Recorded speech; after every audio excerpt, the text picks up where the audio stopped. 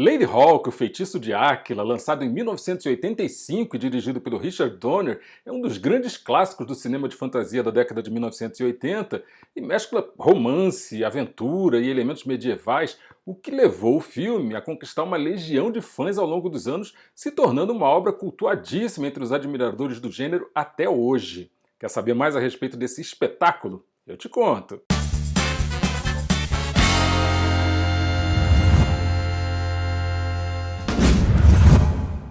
Fala, minha claque do papo! Sejam sempre muito bem-vindos de volta ao canal. E para quem ainda não sabe, a trama central de Lady Hawk se passa num mundo medieval, onde o jovem Philip Gaston, interpretado pelo Matthew Broderick, um ladrão astuto, carismático, molequinho assim, cheio de lábia e tal, ele consegue escapar das masmorras do tirano bispo de Áquila, interpretado pelo John Wood.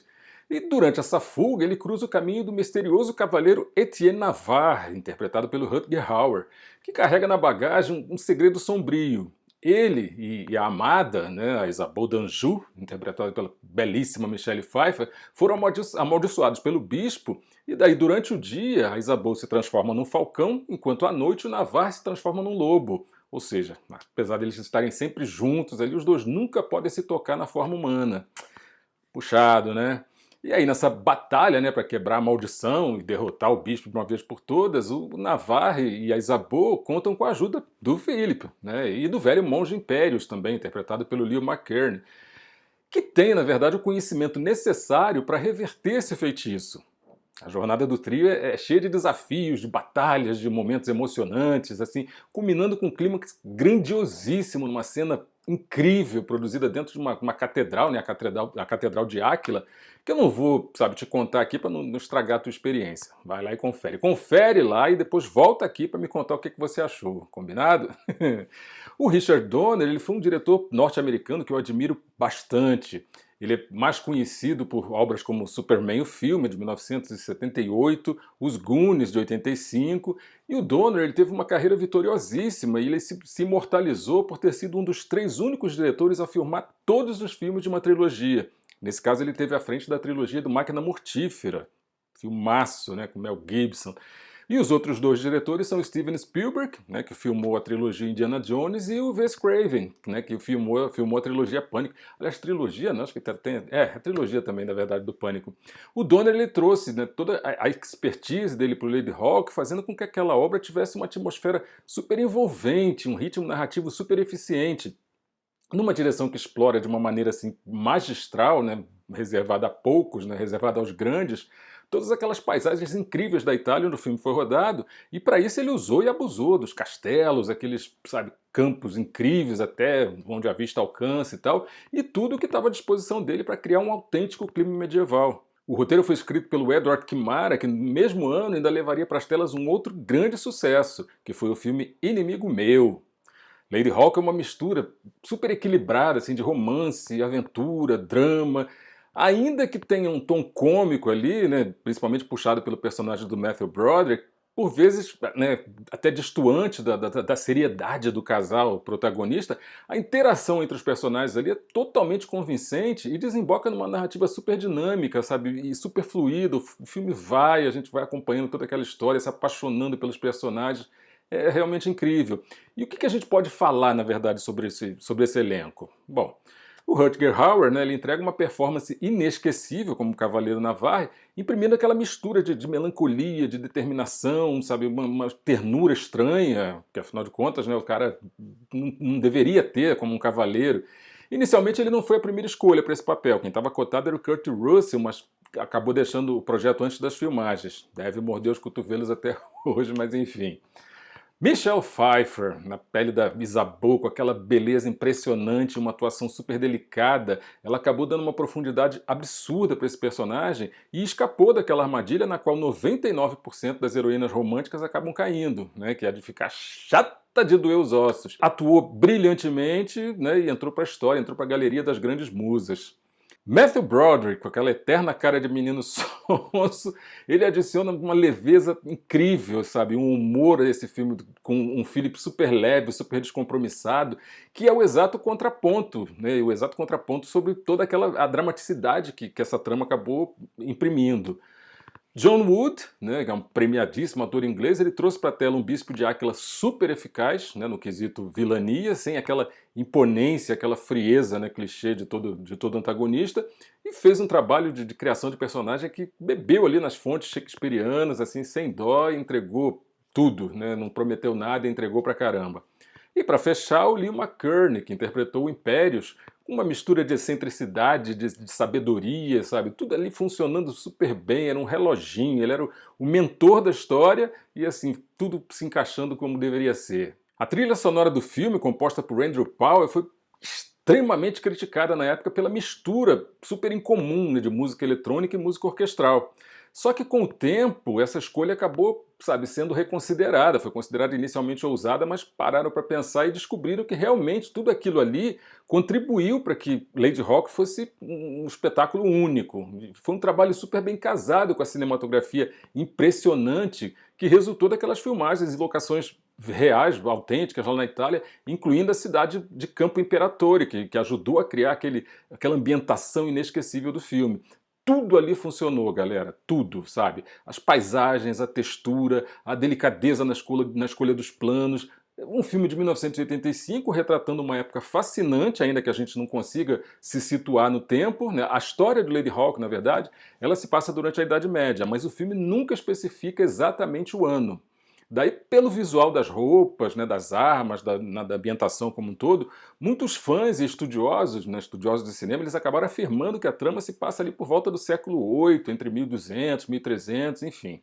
A cidade de Áquila, né, mencionada no filme, ela remete à região de L'Aquila, na Itália, né, que também reforça esse período medieval europeu como pano de fundo de toda essa história. Um trabalho de pesquisa fascinante, sabe? E por conta disso, até o longa demorou muitos anos para sair do papel, porque inicialmente era um projeto do Hal Ashby, né, que chegou a escrever algumas versões anteriores desse roteiro, antes de ser substituído pelo Richard Donner, e na época do lançamento, sabe, Lady Hawk recebeu assim, uma recepção mista, digamos assim, da crítica, sendo elogiado pela cinematografia, mas criticado pela trilha, e assim, enfim, pegava no pé de alguns atores do elenco e incensavam outros e tal, enfim. Mas eu acho que no fundo disso tudo, acho que o que eles mais reclamavam era de algumas inconsistências tonais. Só que, mesmo apesar disso, o filme foi indicado ao Oscar na categoria de melhor edição de som e venceu o Saturn Award de melhor filme de fantasia. Somado a isso, né, com o passar dos anos, a obra ganhou o status de cult, né, e assumiu merecidamente a posição de um dos clássicos do gênero. Existe vida pós-Lady Hawk?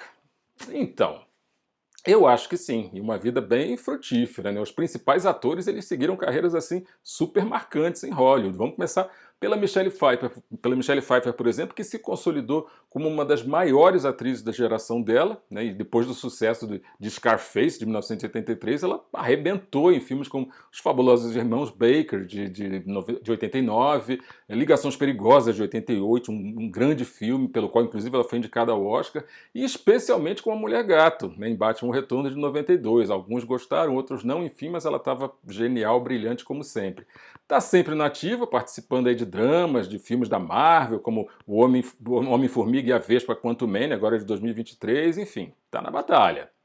Rutger Hauer já era conhecidíssimo pelo icônico papel do Blade Runner de 1982, mas o Lady Hawk ajudou a consolidar aquela imagem de herói romântico, né? Depois ele estrelou obras incríveis aí como The Hitcher, o Fúria Cega de 89 e participou de umas outras produções interessantes aí como Sin City em 2005 e o Batman Begins também, acho que de 2005, se não me engano. O Rutger Hauer ele teve um destaque grande também no cinema europeu, onde, aliás, vem o primeiro filme que eu assisti com ele, chamado Turkish Delight, ou Louca Paixão, é um filme holandês dirigido pelo Paul Verhoeven, de 1973, e que também foi o primeiro filme da carreira dele, que foi principalmente alavancado, né, a partir do momento em que este filme foi escolhido como o indicado ao Oscar de melhor filme estrangeiro em 1974. O Rutger Hauer é lembrado como um ator super versátil, super intenso, e deixou a gente em 2019, depois de ter construído uma carreira respeitadíssima em Hollywood. Já o Matthew Broderick alcançou o auge da popularidade com o Curtindo a Vida Doidado, de 1986, onde ele se tornou um ícone teen inconteste. E mais tarde se destacou também no teatro musical, vencendo o Tony Award por How to Succeed in Business Without Really Trying, e estrelando a adaptação cinematográfica de Os Produtores, isso em 2005.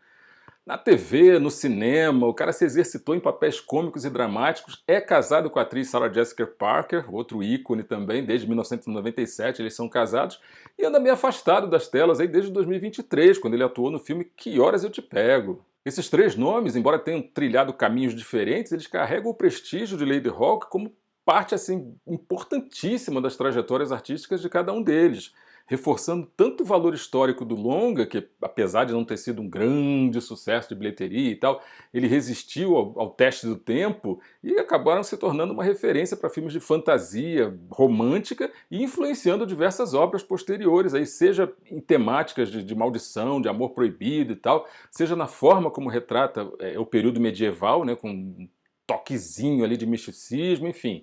É um filme referência, não resta a menor dúvida, que já tem uma história super longa e tem uma carreira muito longa aí pela frente. O filme continua sendo uma experiência encantadora para quem aprecia essas aventuras fantásticas, né? Oferecendo uma história emocionalmente envolvente e personagens memoráveis, né? Tanto que entraram para o nosso imaginário aí.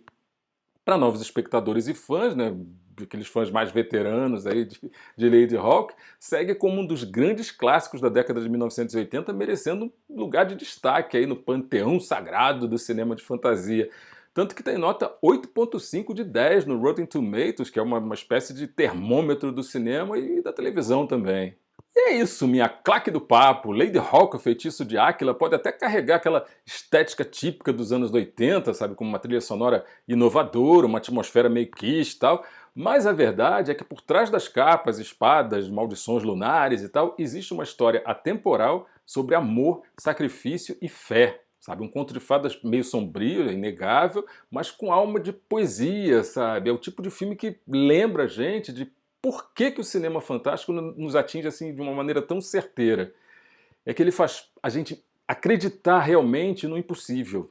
Então, se você ainda não viu Ladyhawke, o Feitiço de Áquila, ou se já viu e faz muito tempo, aproveita para revisitar esse clássico que resiste ao tempo, porque, no final das contas, como diria o próprio Philippe Gaston, né, é uma história que vale a pena ser contada. E não esquece de dar uma força pro canal, deixando o seu like aqui, se inscrevendo, clicando no sininho para receber as notificações aí das novidades que vão estar sempre pintando. Isso não custa nada para você e faz um bem gigantesco pro canal. E a gente se vê no próximo set. Corta!